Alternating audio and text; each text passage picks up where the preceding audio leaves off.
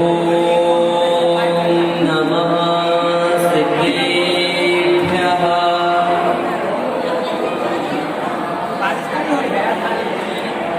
ॐ नमः सिद्धेभ्यः।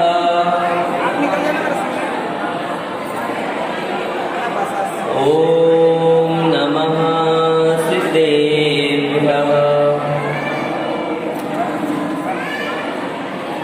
नमो हरिवन्ताणं नमो सिद्धाणं नमो आयरीयाणं नमो वज्रायाणं नमो लोये सवसागुणम् अहमित्तो खलु शुद्धो दंसणाणमय्यो सदा रूपी नवयत्ति मध्य किंचिवे अन्नं परमाणु में तंपी। बोले पंच परमेष्ठी भगवान की, मूल नायक श्री विराट पार्श्वनाथ भगवान की, द्वादशांग जनवाणी माता की, दशलक्षण महापर्व की, उत्तम आकिंचन धर्म की, आचार्य गुरुदेव श्री विद्यासागर जी महाराज की, परम पूज्य मुनि पुंगव श्री सुधा सागर जी महाराज की, अड़ाई दीपक समस्त महामुनिराजों की। आज नवम दिन उत्तम आकिंचन धर्म का दिन है और आकिंचन का अर्थ होता है कुछ ना होना, अर्थात कुछ भी हमारा नहीं है। नास्ति किंचनम इति आकिंचन, अस्य भावः आकिंचनम, अर्थात कुछ भी मेरा नहीं है। यह जो भाव है यह आकिंचन है और इसको ग्रहण करना यह आकिंचन्य धर्म है। कुछ भी मेरा नहीं है, ना यह जो शरीर है यह भी मेरा नहीं है। जब यह शरीर मेरा नहीं है तो इससे जो मिलते जुलते पदार्थ हैं, शरीर के संयोग आदि के जो पदार्थ हैं वह मेरे कैसे हो सकते हैं। अर्थात केवल यह जो आत्मा है यह एक आत्मा ही मेरी है। आचार्य कुंद स्वामी ने समय सार में कहा, अहमित्तो खलु शुद्धो दंसणाणमय्यो सदा रूपी नवयत्थ मज्ज किंचिवे अन्नं परमाणु में तंपी। अर्थात अहमित्तो, मैं एक हूँ। कौन हूँ? मैं एक हूँ। खलु शुद्धो, खलु अर्थात निश्चय न से शुद्ध हूँ। दंसणाणमय्यो, दर्शन और ज्ञान से सहित हूँ। सदा रूपी और सदा अरूपी हूँ। आत्मा कैसी है? रूपी है, अरूपी है? अरूपी। सदा कैसी हूँ? सदा कैसा हूँ? अरूपी हूँ। नवी अति मज्ज किंचिवी, नवी अति मज्ज किंचिवी, अर्थात किंचित मात्र भी मेरा नहीं है। अन्नम परमाणु मित्तम, परमाणु मात्र भी मेरा नहीं है। यह क्या है? ऐसा जो भाव है यह आकिंचन भाव है। यही आचार्य पूज्यपाद स्वामी जी ने इष्टोपदेश जी में कहा, एको हम निर्ममा शुद्धो ज्ञानी योगींद्र गोचरा बाह्या संयोग अजा भावा मत्ता सर्वेपि सर्वता। अर्थात मैं एक हूँ, शुद्ध हूँ, योगियों द्वारा जानने योग्य हूँ। बाहरी जितने भी संयोग हैं, जितने भी पदार्थ हैं, वे सब मेरे से भिन्न हैं। और जो मूर्ख प्राणी है वह उन संयोगों को अपना मान लेता है, जो इस संसार में रमण कर लेता है। क्योंकि आचार्य पूज्यपाद स्वामी ने कहा, यो यत्र निवसन्नास्ते स तत्र कुरुते रतिम्। जो जहाँ निवास करने लगता है, जो जहाँ रहने लगता है, उसे वहाँ अच्छा लगने लगता है। अर्थात वह वहीं रति को प्राप्त हो जाता है, वहीं अच्छा उसे लगने लगता है। हम देखते हैं अनेक प्रकार के जीव हैं, 84 लाख योनियां हैं। और 84 लाख योनियों में जो जीव हैं वह अपने अपने उस योनि के दुख को तो बताते हैं, लेकिन वह जहाँ पर है उन्हें वहीं पर अच्छा लगने लगता है। हम आज अपने घर में हैं, हमें अपने घर में बहुत अच्छा लगता है नहीं लगता? हमें अपने घर में अच्छा लगता है। तो जो जीव जहाँ निवास करने लगता है उसे अगर देव पर्याय प्राप्त हो रही है, वह देव पर्याय को अपना मानने लगेगा, देव पर्याय में वह निवास करने लगेगा, वहाँ अच्छा लगेगा। मनुष्य गति को प्राप्त होता है तो मनुष्य गति को प्राप्त होकर वह मनुष्य गति में रमण करने लगे। आचार्य कहते हैं कि पुण्य के द्वारा मनुष्य गति प्राप्त हो सकती है, पुण्य के द्वारा देव गति प्राप्त हो सकती है, लेकिन पुण्य को विकसित कैसे करना है यह हमारे हाथ में होता है। पुण्य को विकसित करना पुण्य के हाथ में नहीं है, पुण्य को विकसित करना किसके पास है? हमारे हाथ में है। पुण्य किस प्रकार से तीव्र हो उसके लिए हमारे लिए पुरुषार्थ करना पड़ेगा। 6 प्रकार की वस्तुएं हैं। हे अर्थात जो छोड़ने में भी छोड़ने योग्य है, ऐसी जो वस्तुएं हैं वे हे रूप कहलाती है। ऐसी वस्तुएं कौन हैं? जो इस शरीर से भी भिन्न वस्तुएं हैं, ऐसी वस्तुएं हे है, अर्थात छोड़ने योग्य हैं। जैसे जो इस शरीर के संबंधी हैं अथवा मकान आदि हैं, वे सब ये पदार्थ में लिए जाते हैं। द्वितीय हे अर्थात ऐसी वस्तु जो छोड़ने योग्य है, ऐसे चेतन अचेतन पदार्थ जो हैं उनको छोड़ना। जैसे हमारा जो जन्मजात शरीर था, जिस प्रकार हमने जन्म लिया था, उस जन्मजात जैसा हमारा शरीर था, यथाजात रूप शरीर का होना, वह क्या है? वह ही है, अर्थात उसके अलावा जो कुछ भी था वह हम छोड़ने योग्य है, ही योग्य है। तीसरा है हे उपादेय, अर्थात जो हमारा यह शरीर है, जब हम इस आत्मा को दूसरी योनि प्राप्त होती है तब यह शरीर इस भाव में क्या होता है? छोड़ने योग्य होता है, अर्थात हे होता है। और पश्चात अगले भाव में पुनः उपादेय होता है। उपादेय और हे दोनों क्यों है? क्योंकि इस शरीर के बिना सम्यक दर्शन की प्राप्ति नहीं हो सकती। शरीर को पहले उपादेय मानना होगा, तभी हम इस आत्मा में सम्यक दर्शन रूपी गुण को प्रकट कर सकते हैं। चतुर्थ प्रकार वह होता है उपादेय हे, अर्थात जो पुण्य होता है वह प्रथम भूमिका में तो उपादेय है, अर्थात ग्रहण करने योग्य है। उपादेय का अर्थ होता है ग्रहण करने योग्य। तो पुण्य जो है वह प्रथम भूमिका में तो उपादेय है, परंतु पश्चात हेय है। क्यों? पुण्य कभी भी सिद्ध जीव अपने साथ लेकर नहीं जाते, वह पुण्य पाप से बिल्कुल निर्मुक्त हो जाते हैं। किसी प्रकार का उनमें ना तो पुण्य पाया जाता है, पाप पहले ही छूट जाते हैं।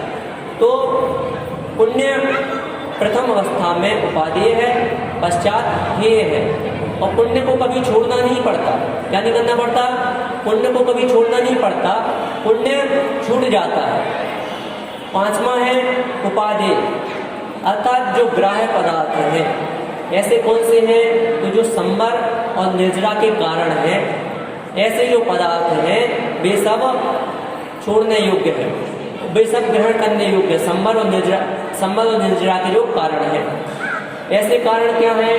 तो तत्पाद सूत्रकार आचार्य उमा स्वामी जी 9वें अध्याय में कहते हैं आश्रव निरोधा संवरः, अर्थात आश्रव का निरोध करना क्या है?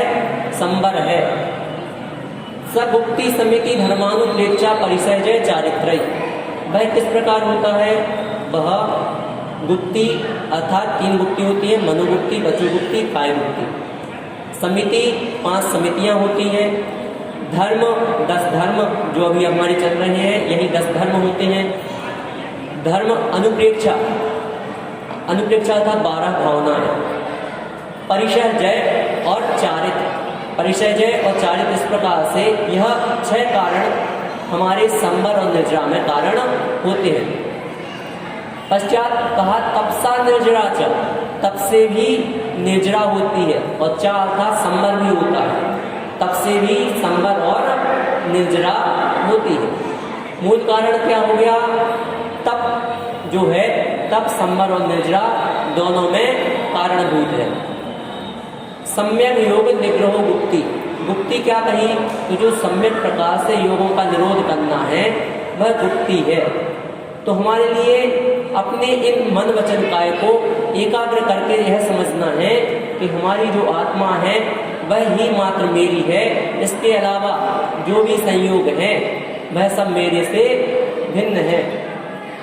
एक ट्रेन में जिस प्रकार से एक स्टेशन से दूसरे स्टेशन गाड़ी जाती है, उस समय में अनेक व्यक्ति हमसे मिलते हैं और स्टेशनों पर उतरते जाते हैं, परंतु हमारा उनसे आजीवन नाता नहीं जुड़ पाता।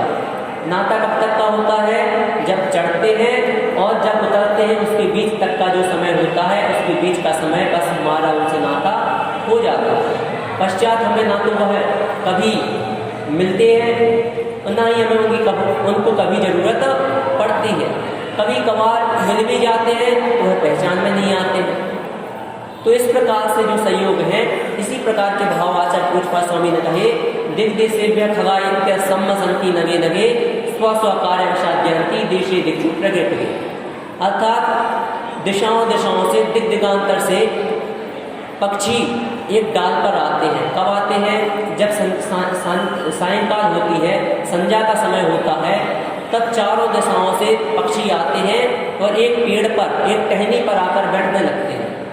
और जैसे ही सूर्योदय होता है, जैसे ही सुबह होती है, वह सारे के सारे जो पक्षी होते हैं वह अपनी अपनी दिशाओं में, अपने अपने स्थानों पर अपना अपना कार्य करने के लिए निकल जाते हैं। उसी प्रकार कोई भी मेरा नहीं है। बपुर ग्रहम धनम दारा पुत्र मित्राणि शत्रभा सर्वथान्य स्वभावानी मूढ़ा स्वानी प्रपद्यते। बपु ग्रह धन, दारा अर्थात पत्नी अथवा पति, पुत्र अर्थात पुत्र, मित्राणि मित्र, शत्रवा शत्रु, यह जो है यह कोई भी मेरे नहीं है। मूर्ख प्राणी इनमें रुचि बना लेता है और रुचि बनाने के कारण वह उन्हें अपना मानने लगता है। यह आचार्य पूज्यपाद स्वामी ने कहा है। किसने कहा? आचार्य पूज्यपाद स्वामी जी, जो 9वीं शताब्दी के आचार्य हैं। ऐसे आचार्य ने ष्टोपदेश जी ग्रंथ में इन सभी बातों का वर्णन किया है। यदि वास्तविकता में हमें एक मूल ग्रंथ के रूप में किसी वस्तु को पढ़ना है और वैराग्य की उत्पत्ति करना है, तो ष्टोपदेश जी ग्रंथ सर्वोत्तम है। ष्टोपदेश जी ग्रंथ में 12 भावनाओं का चिंतन हो जाता है, क्योंकि ष्टोपदेश जी ग्रंथ में इस प्रकार से बातों को कहा गया कि वह सभी बातें हमारे जीवन के बिल्कुल करीब से गुजरती हैं। उसी प्रकार एक और ग्रंथ है प्रश्नोत्तर रत्नमालिका, छोटा सा ग्रंथ है, लगभग 25 श्लोक हैं। और उस ग्रंथ में पहले जो पद्य है, उस पहली पंक्ति में आचार्य भगवंत ने प्रश्न किया और दूसरी पंक्ति में उसका आंसर दिया। और कई श्लोक तो उसमें ऐसे हैं जिनमें एक ही पंक्ति में प्रश्न भी है, उत्तर भी है। तो इस प्रकार से उसमें बहुत सारे ऐसे जो नीति के वाक्य हैं वह उसमें बताए गए हैं। किस प्रकार से हमें अपना जीवन यापन करना चाहिए, यह 2 ग्रंथ जो हैं इनका स्वाध्याय हमें अवश्य करना चाहिए। हम देखते हैं आज हम होड़ में लगे हैं। क्या करते हैं? होड़ में लगे हैं। आज हमें रुपयों की, पैसों की इतनी तीव्र इच्छा होती है। क्यों? क्योंकि बाहरी वातावरण ऐसा बन चुका है और इस प्रकार से हमें आवश्यकताएं होने लगती हैं कि हम उन आवश्यकताओं की पूर्ति के लिए अनेक प्रकार के लोग अपनाते हैं। हम आज दुकान पर गए, हमने सोचा आज हम 5000 रुपये कमाएंगे। कितने? कम से कम आज हमारे 5000 रुपये की बिक्री होना चाहिए। बिक्री हुई, लाभ हो गया। क्या हो गया? लाभ हो गया। बिक्री नहीं, लाभ हो गया। और वह व्यक्ति घर आया, उसने कहा आज मैंने 5000 रुपये कमाए। क्या किए? 5000 रुपये कमाए। अब वह सोचता है 5000 कमाए या कमाए? क्या क्या सोचता है? 5000 कमाए या कमाए? तो इस प्रकार से वह सोचता है और पुनः दूसरे दिन के लिए सोचता है कल हमें क्या करना है? 10,000 रुपये का मुनाफा कमाना है। और वह पुनः जाता है, उसे मुनाफा होता भी है। अब वह पुनः सोचता है 10,000 कमाए हैं या कम आए हैं। तो वह इस प्रकार से सोचते हुए अपनी इच्छाओं को बढ़ाता है और इन्हीं इच्छाओं को दबाते हुए जो धर्म किया जाता है, इन्हीं इच्छाओं को दबाने के लिए इस आकिंचन धर्म को समझना सर्वोपरि होता है, क्योंकि आकिंचन का जो विरोधी है वह है परिग्रह। क्या है? आकिंचन का विलोम जो है वह है परिग्रह, और जो परिग्रह करता है उसे सभी ग्रह बाधाएं सताती हैं। आचार्य कहते हैं जिसके पास परिग्रह नहीं है उसके ऊपर किसी भी प्रकार के ग्रह का, किसी बाधाओं का उत्सर्ग नहीं होता। हम देखते हैं हमें दुकान, मकान आदि सब चीज़ों की जरूरत होती है, उसमें हमें वास्तु, ग्रह सब कुछ देखना पड़ता है, परंतु साधुओं के पास क्या होता है? कुछ नहीं होता। तो उन्हें ना तो वास्तु की जरूरत होती है, ना ही ग्रह बाधाओं की जरूरत होती है। किसी प्रकार की उन्हें ग्रह बाधाएं, किसी प्रकार के वास्तु आदि की उन्हें आवश्यकता नहीं पड़ती है। तो यह क्या है? सभी चीज का मूल कारण जो है वह परिग्रह है, और यह परिग्रह 24 प्रकार का है। कितने प्रकार का है? 24 प्रकार का। 10 प्रकार का बहिरंग परिग्रह और 14 प्रकार का अंतरंग परिग्रह। 10 प्रकार का बहिरंग परिग्रह क्षेत्र, वास्तु, हिरण्य अर्थात चांदी, सुवर्ण अर्थात सोना, धन, धान्य, दासी अर्थात नौकर, दासी अर्थात नौकरानी, दास अर्थात नौकर, कुप्य और भांड। कुप्य अर्थात वस्त्र आदि और भांड अर्थात बर्तन आदि जो हमारे होते हैं। पहले यह सभी जो हैं परिग्रह में माने जाते थे। आजकल तो पशु आदि जो हैं वह परिग्रह में नहीं आते, परंतु पहले यह सभी जो होते थे यह सही परिग्रह में कारण होते थे। क्यों? चक्रवर्ती आदि का वैभव कैसे दिखता था? हाथी, घोड़े, सेना, ऊंट, नौकर, चाकर, इन्हीं से उनका वैभव दिखता था। यह भी परिग्रह की कोटि में आते थे। इसीलिए कहा जाता है कि जो छोड़े 14 रत्न नमोदिनी, अरु छोड़े संसाती, कोटि 18 घोड़े छोड़े 84 लखाती।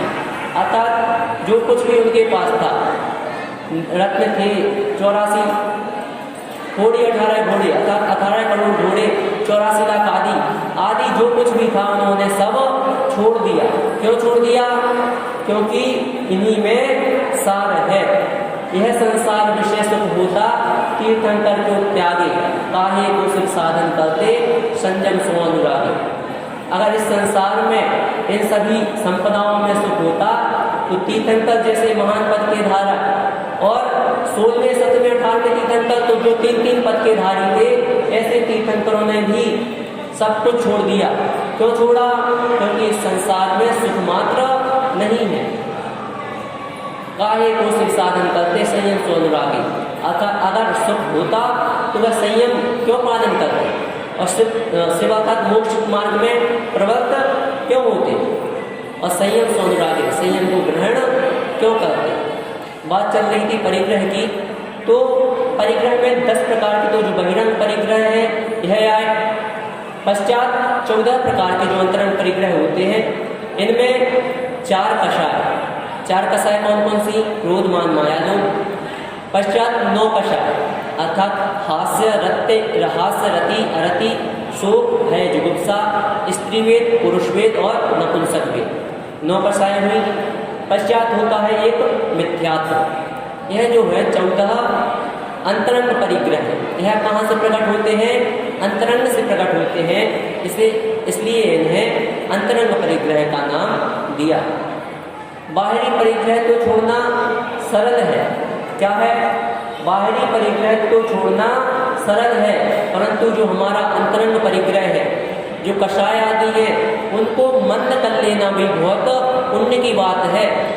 अगर कषाय हमारी मंद हो रही है तो यह समझना कि हम तीव्र पुण्य का संचय कर रहे हैं, क्योंकि एकासन, उपवास, व्रत, नियम, संयम अनेक जीव धारण कर लेते हैं।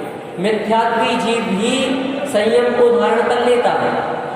जो मिथ्यात्व धारक जीव है वह भी मुनिराज बन जाता है। 6वें 7वें गुण स्थान वाक्य 11 अंक और 10 गुण तक का ज्ञान प्राप्त कर लेता है, परंतु वह मोक्ष मार्ग में प्रवृत्त नहीं हो सकता। वह अपनी कषायों को मंद नहीं कर सकता।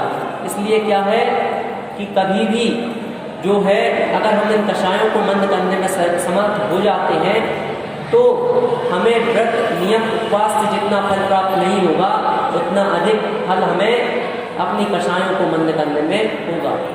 16 हम करते हैं, और यदि कोई छीन जाए तो हम क्या करते हैं, अरे उस पर क्रोध करने लगते हैं, और क्रोध क्या हो गया, क्रोध कर लिया, आपने जितना पुण्य किया वह सारा पुण्य आपका पाप रूप परिवर्तित हो गया, आपके उस सोले का कोई भी मतलब नहीं रह गया। इसलिए जो भी आप कर रहे हैं, जितने भी आप कार्य कर रहे हैं, उसमें यह ध्यान रखें कि आप अपनी कषायों को मंद करें। आप अपने जो अंतरंग परिग्रह हैं उन अंतरंग परिग्रहों को मंद करें। बहिरंग परिग्रह तो हम कम कर सकते हैं, उसमें एक मर्यादा बांध सकते हैं, क्योंकि परिग्रह प्रमाणकृत हम श्रावकों के लिए कहा।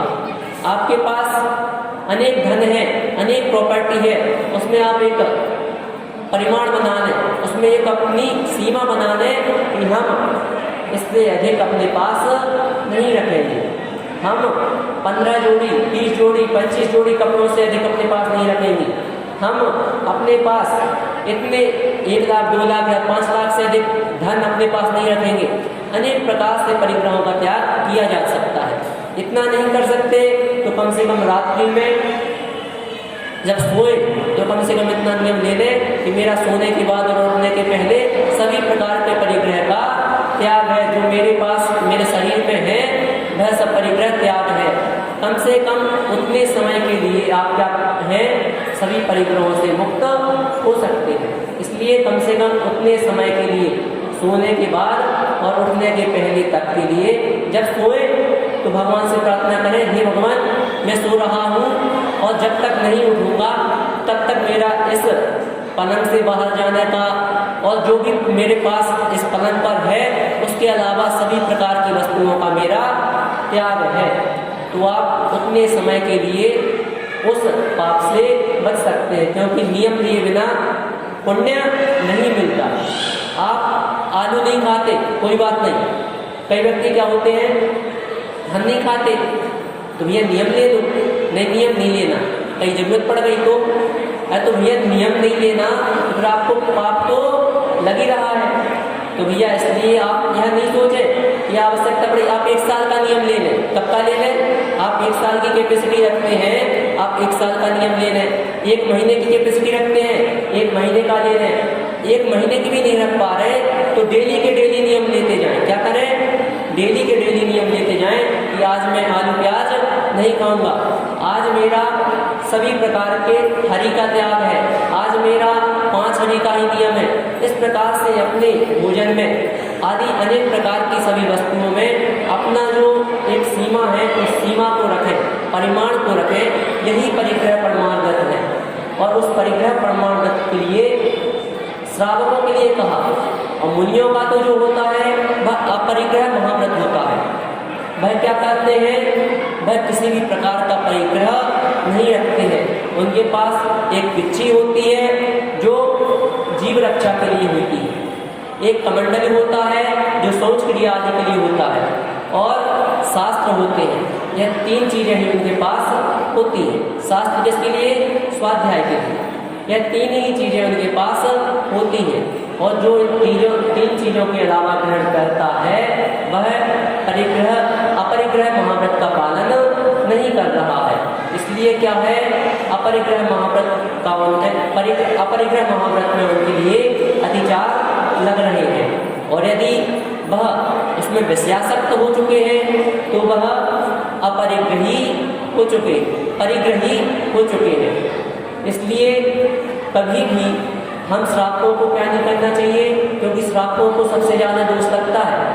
अगर एक मुनि की आप चर्या खराब करते हैं, अगर एक मुनि को आप ऐसे उपकरण देते हैं जो उनकी चर्या के विरुद्ध है, जो उनकी चर्या में विघ्न डाल सकते हैं, तो ऐसे उपकरणों को देने का आपको दोष लगता है।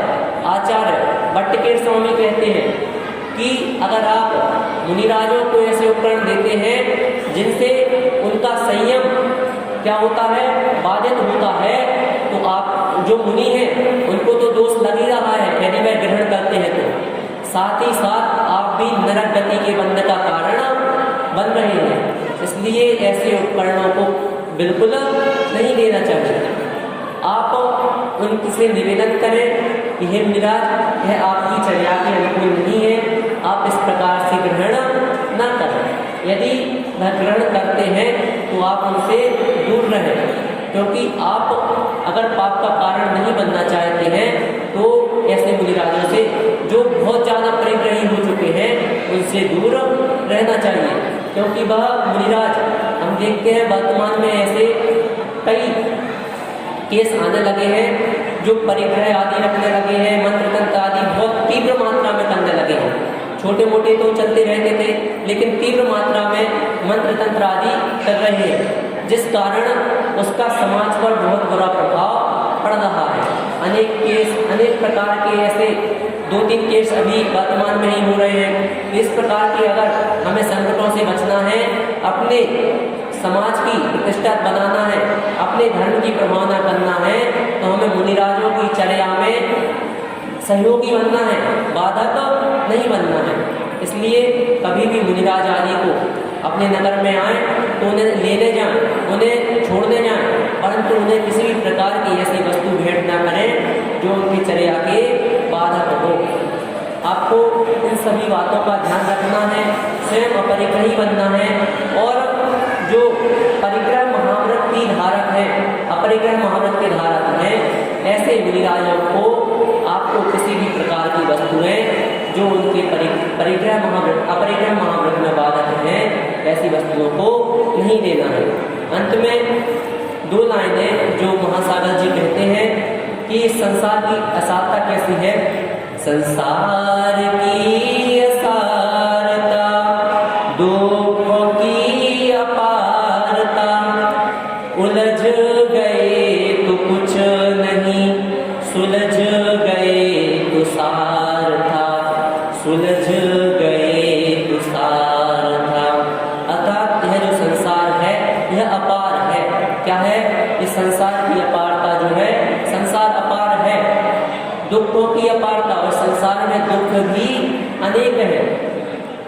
और अगर इसमें उलझ गए तो हमारे पास कुछ भी नहीं है, हम इसी संसार में फंसे रह जाएंगे, और अनादिकाल से फंसे आ रहे हैं, अभी फंसे हैं और ना जाने कितने भावों तक फंसे रहना है।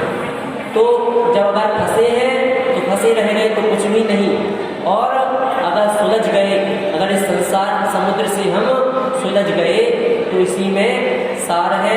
इसलिए इस अपरिग्रह महाव्रत को धारण करना है, और अपरिग्रह महाव्रत को धारण करते हुए अपने जीवन को सफल बनाना है। इसी मंगलमय भावना के साथ बोलिए मंगल श्री विराट वासनाथ भगवान की